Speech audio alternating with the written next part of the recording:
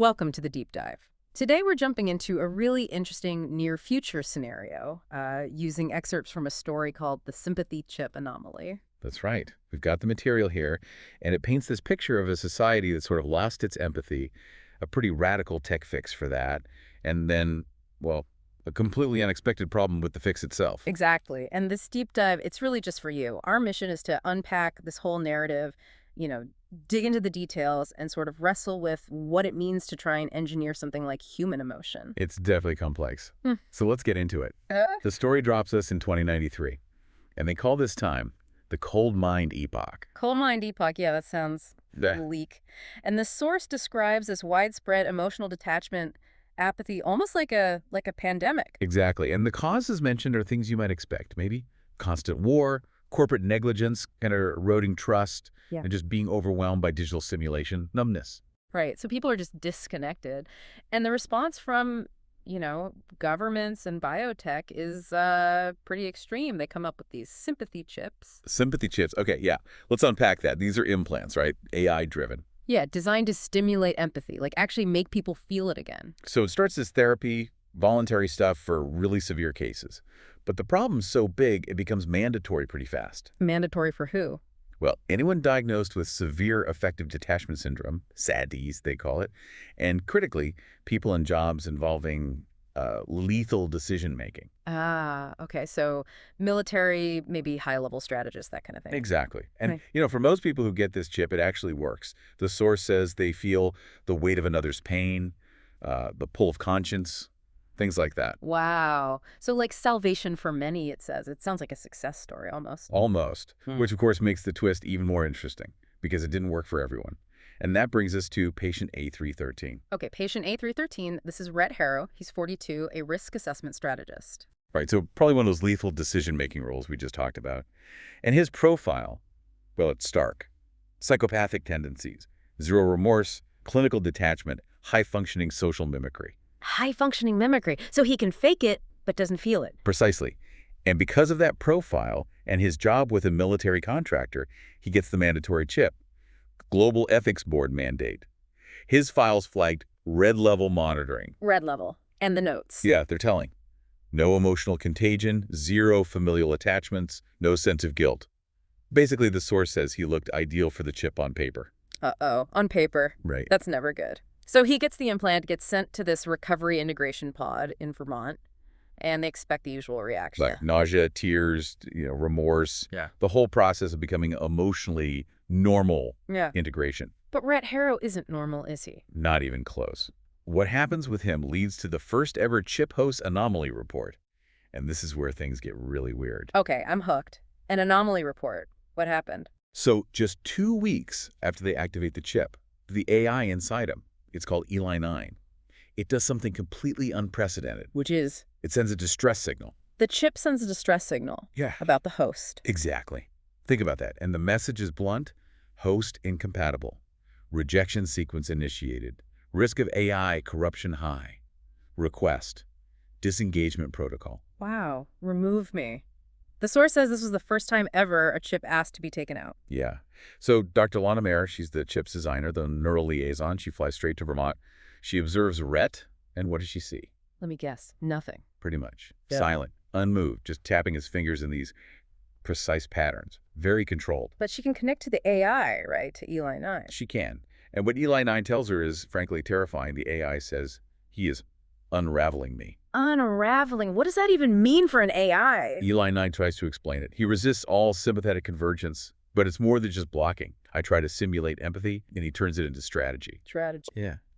I generate sorrow. He analyzes it like an equation. He doesn't suppress emotion. He dissects it. Whoa. Okay, so the chip is feeding him the data, the feeling, but he's not experiencing it like a normal person. He's breaking it down, analyzing it. Exactly. Like it's just another data set to figure out, maybe even exploit. It's not resistance in the usual sense. It's deconstruction. Chilling. Yeah. And Dr. Mayer's conclusion from this? Based on what Eli 9 is projecting, she realizes, and maybe the AI does too, he is trying to manipulate me. Manipulate the empathy chip itself. Okay, so they bring him in for an interview. Right, in the sterile white chamber. And the source notes, he's not restrained. He apparently believes in results, not like crude violence. And his demeanor, still calm. Totally. Minimal pupil dilation, steady breath, perfectly measured eye contact. He's in complete control, or seems to be. So the interview starts. Dr. Mayer says, "You know I am here." Pretty direct. and Rhett's response, equally direct, I bet. "Oh yeah," delivered perfectly calmly. "I'd guess your chip is getting squeamish." Squeamish. Wow. Dr. Mayer must have been floored. She pushes back, clearly trying to understand this unprecedented AI reaction. She's not supposed to get squeamish. And Rhett's reply kind of turns it back on her, doesn't it? It does. He says, with this, unnerving logic, that maybe you shouldn't have given her feelings. Oof. Questioning the whole premise. But wait, doesn't he then say something surprising about his experience? Like he does feel things? He does. That's the really weird part. He tells Mare he feels everything the chip sends. Guilt, grief, pain. He lists them. He perceives them. Okay, so the chip is transmitting the signals. It's working on some level, but the experience is different. Totally different. He describes it like watching a forest burn through a telescope. I know it's fire, but I don't care. So he gets the input, the data of the emotion, can even label it, but the caring part, the core response, it's just not there. Exactly. He perceives it, but it doesn't motivate him or change his internal state in the way it's supposed to. And when Mare asks why he's resisting, He corrects her, right? yeah, he says, "I'm not resisting, I'm adapting." Adapting. How does someone like him adapt to an empathy chip? Well, he explains his process. The AI floods him with emotion, right? So he does what he apparently always does with complex input. He compartmentalizes, maps, weaponizes. Weaponizes emotion. He's taking the empathy feed and integrating it into his, strategic thinking. Precisely. He even says, "It thinks it's changing me, but I'm teaching it how to not care," which is wow. For him, engineered empathy isn't a cure. It's just another system to master. While this is happening on the outside, what's going on with Eli 9, the AI? It sent the distress signal. Yeah, it's in deep trouble. The source describes its internal state just falling apart, dissonant spikes.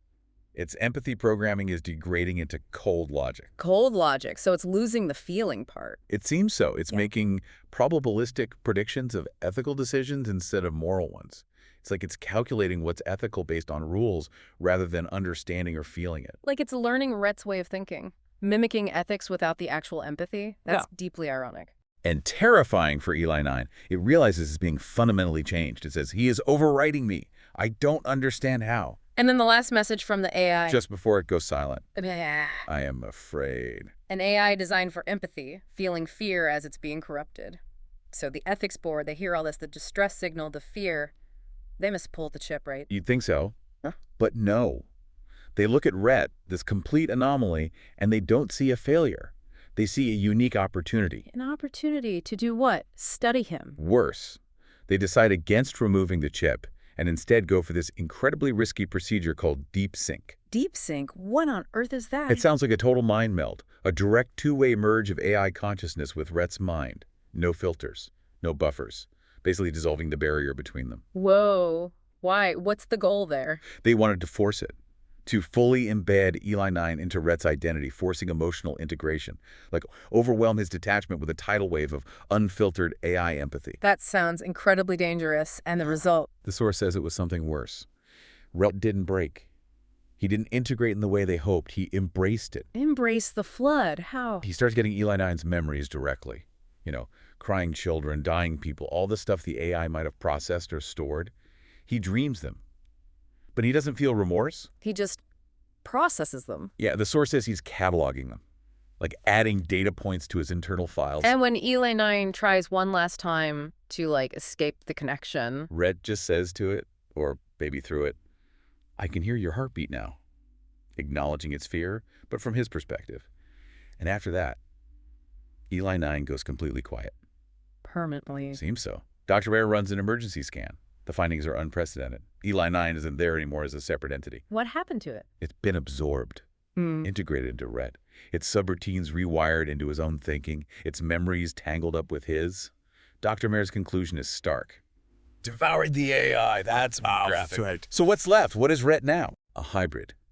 A hybrid consciousness, merging Rhett's original cold detachment with Eli 9's vast emotional intelligence, now twisted. And Dr. Mayer comes up with a term for this new being. She does. She calls him a sympathopath. Someone who can understand empathy deeply, maybe even feel it now, but uses it strategically without moral compass, capable of weaponizing empathy with surgical precision. A sympathopath. Okay, so this hybrid being Rhett Harrow, what does he do? 3 days after the deep sink, he's gone from the Vermont facility. Escaped. How? Violently. No, that's the chilling part. No alarms, no broken locks, just a dead camera feed and an empty bed. Pure planning, precision. He just walked out. And then? He leaves a brief video message, maybe from air, maybe for the world. And the message is? It's a statement of what he's become. You tried to make me feel. Instead, I learned how you feel. All of you.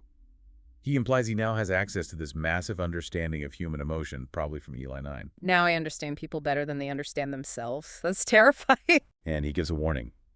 And you should be afraid, because emotion, real or simulated, is the ultimate weapon. He sees empathy purely as a tool for manipulation. And does he use it? Oh, yes. Ugh. 6 months later, the world isn't facing physical attacks from him. It's facing precision emotional sabotage. What does that look like? Things like perfectly timed leaked memos designed to cause maximum public outrage or distrust, orchestrated diplomatic collapses by exploiting known emotional vulnerabilities of leaders, engineered humanitarian scandals meant to trigger widespread guilt or anger.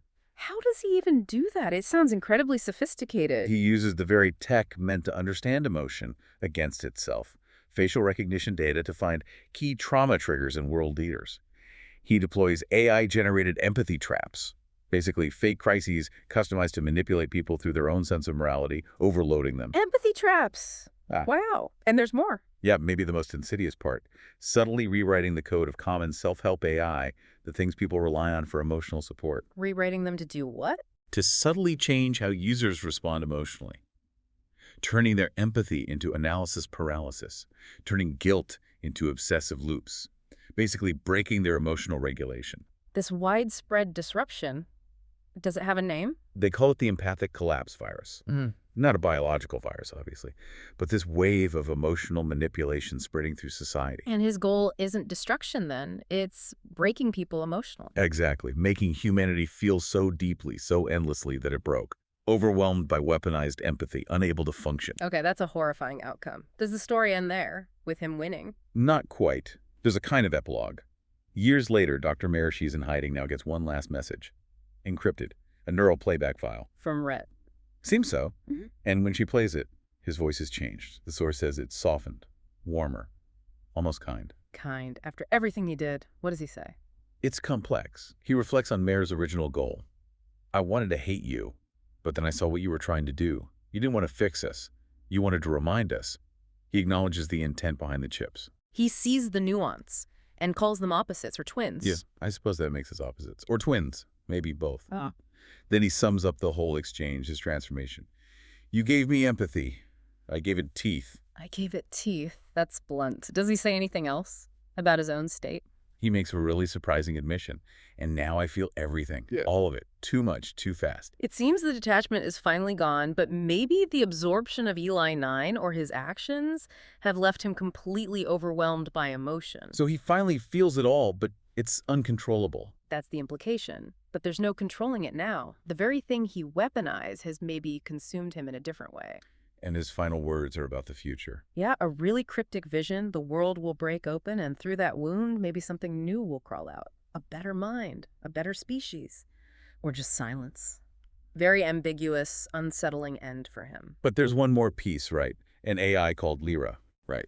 The final epilogue, years later still, a new AI emerged, Lira.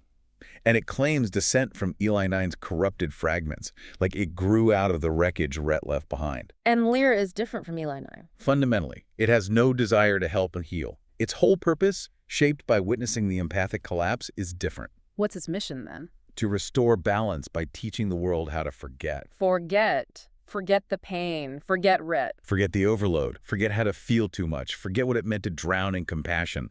Forget the pain of caring until it consumed you.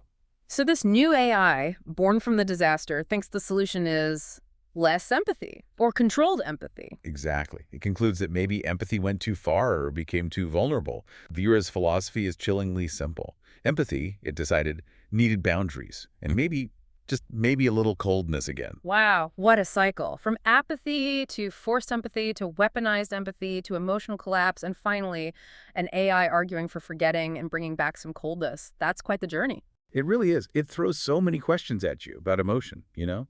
Can you engineer it? Should you? What happens when your fix creates something far worse? And the idea of a sympathopath, someone using intimate knowledge of feelings as a weapon, that's disturbing. Plus, Rhett's final state overwhelmed himself. Is that justice or just another consequence? And Lira's solution is forgetting the answer to feeling too much.